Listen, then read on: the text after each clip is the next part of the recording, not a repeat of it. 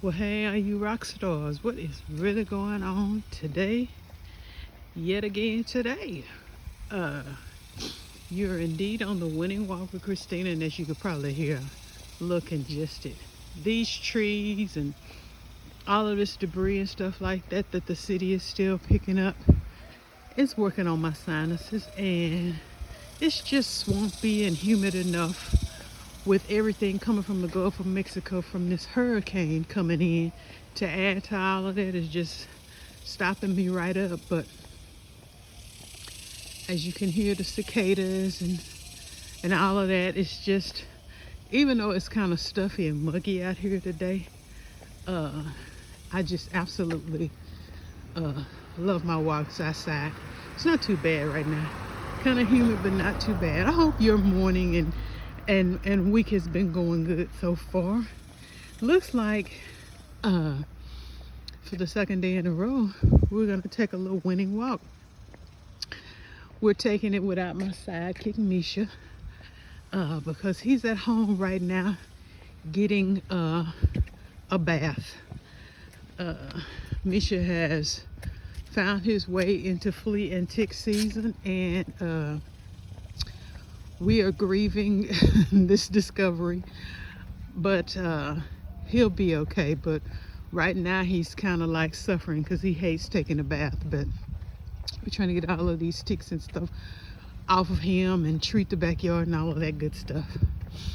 But that is not why I came on, but that's just a little family update, what have you. I came on today because I had something on my heart that I think a lot of us can relate to, and that is the issue of boundaries and drawing boundaries and sticking to those, and what occurs in the mind of a people pleaser or somebody who's had their boundaries broken down at a young age, how hard it is to set boundaries and keep them.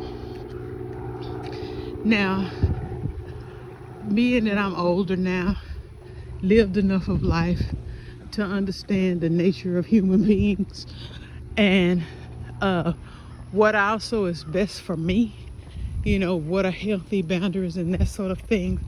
My no resonates when I say it, and I don't have any kind of qualms about it or any kind of ways where I'm going to people please. If it's something I want to do, I'll do it and I'll be all in. But if it's something I don't want to do even a little bit, and it's not, of importance or just essential or crucial, then I won't do it. And I don't worship at the altar of other people's feelings anymore as to whether they're going to be okay with my no. My no is my no, just like everybody else is. I respect other people's no, but I had to learn to respect my own no and be firm about it. And it's still a muscle that I'm working because I still care about what people think. And it used to be to the point where I would change my inner convictions because I knew this will hurt somebody's feelings, or if I'm not there, then they're not gonna like me as much, that sort of stuff. But once you get older, you don't care who likes it and who don't. Right is right and wrong is wrong. And no is no.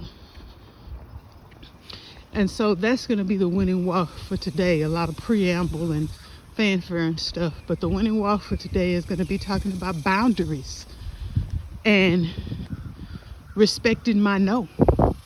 Respecting other people's no. When they say no to you. No without any explanation. No without any apologies. Just no.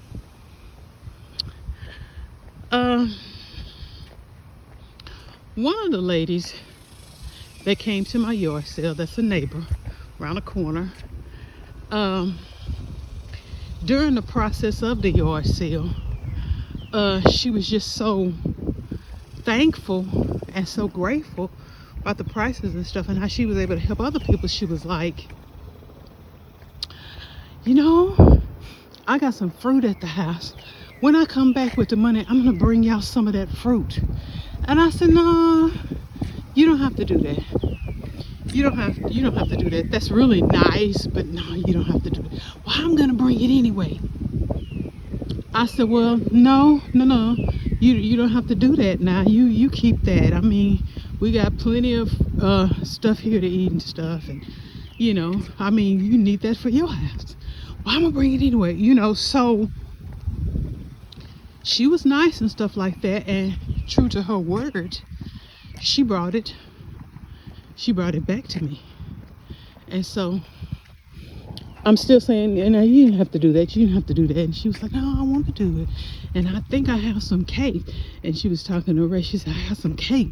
I'm going to bring that next time I see you. And I was just like, you don't have to do it.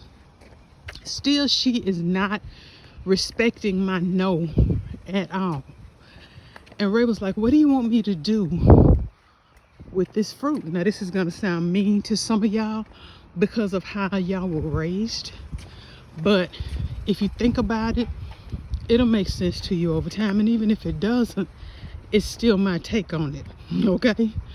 I said, well, you brought the fruit in the house. And he was like, what do you want me to do with this? I said, do you want it? And he was like, no.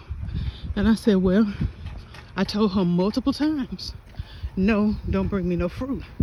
First of all, I don't know you. You're nice. You're a neighbor, but I don't know you. I don't know what you have going on in your house. I know what you believe. I understand that and all of that. But personally, I don't know you. And personally, if I don't know you, I will not eat anything from you or from your house. I don't know you. Times are dark, and I don't trust anybody now more than I trust the Lord. I just don't. It's sweet of you, and I understand all of that, but my no is disrespected. And the first time you disrespect my no, all bets are off and all the gloves are off. I don't. Food pushing to me already is a real touchy subject. And I really think this occurs mainly in the older generation, like my mom and grandma. Food was everything as far as our family was concerned back then. It was a way of bonding, and you really were not allowed, even as a child, to say no to nothing. If it was some vegetable you didn't like, you weren't allowed to not like it. You had to try it, you had to eat it. I mean, you were forced. You can eat these. You're gonna eat them. They're good for you, and you're gonna eat them. You didn't have the opportunity to object. You either ate it or you got down from the table and you just didn't eat. And that was just how it was. So anything any adult wanted to give you, then you had to take it and be happy and eat it. Well, that's quite warped and dysfunctional. I'm not saying that you shouldn't have your child eat healthy and stuff like that, but there are some things that are just intolerable for children. Not all things, but some things. And they should be allowed the option to say, no, I've tried it and I don't like it, and I shouldn't have to eat it. Well, as a child, that wasn't an option to me. But as an adult, I always said that I would not force my child to eat anything. I mean, that kind of forcing can cause psychological problems. It could also cause obesity. If you're not allowed to say no to anything and you just eat everything, chances are good you're going to be obese. Hence where I am right now. Now, as an adult, that has no bearing on what I put in my mouth, because I'm in control of that. I'm obese now because of what I chose to eat. But the patterns were set with no boundaries as a child. So I get really irritated when I tell somebody no, when it comes to food and they don't respect my no. I still don't eat it, but I mark that person.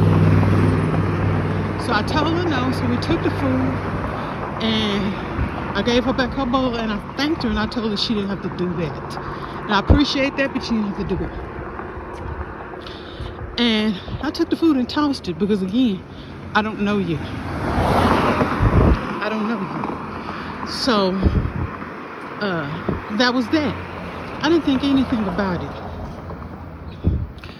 Well, yesterday afternoon, as I was coming in, after work and stuff like that, we went to the store, me and Kendra, and we came back. And there was this hard knock on the door. And it was almost like the police. And Kadra went to the door, and it was the lady from my yard sale. And she was like, is your dad there? And Kadra was like, no, he's not here. And she was like, well, I told him at the yard sale, because I came to the yard sale. I told him at the yard sale I had some cake and I wanted to give him some, I wanted to go and give him this cake. And Kadra was like, oh, that's nice, but no thank you. No thank you. We don't need any of that cake. Or we don't need any of that cake. And she said, well, is your mama there? Is your grandmama there? If he's not there, is somebody there? Because I need to give him this cake. I mean, I was at the yard sale and I told him I'm gonna bring him some cake. And so she's going back and forth at the door over this cake. And the more back and forth they went, the more uncomfortable I got. I'm like, what is up with this food and cake? Now I understand. Like I said, I understand how the older people was raised, and in different cultures, refusing somebody's food is insulting to them, and it is a huge offense to do that. You're not allowed to say no. But I'm an adult, Kadra's an adult, Red's an adult, and this woman is a grown adult, and no means no. I'm gonna need you to take that cake and go on back to your house. Get out from in front of my door. You disrespected my no, and you've been disrespecting my no. My husband's no, now my daughter's no. No means no. I don't, y'all know what I'm saying? That makes no sense to me. Now, people are probably coming in the comments and they're like, oh, she's just the older lady. She probably was lonely and stuff, and she was probably just trying to be nice. You so mean. Let me tell y'all something. I don't have any qualms about anything. About anything. If I say I don't want no food and I don't know you, that's exactly what I mean. It has nothing to do with being nice. It has nothing to do with being disrespectful, because I was not disrespectful. Nobody was disrespectful to her. But if we tell you we don't want something, we mean it. We mean it. Finally, I just went, ma'am, thank you so much, but no, we don't want any cake. But thank you, I appreciate it. I literally had to close the door, have Kadra close the door on her, because she was just gonna get this cake in the house one way or the other. And to me, anytime somebody is that intent and bent on something, where they're going to go against every boundary you put up to do it, that is evil.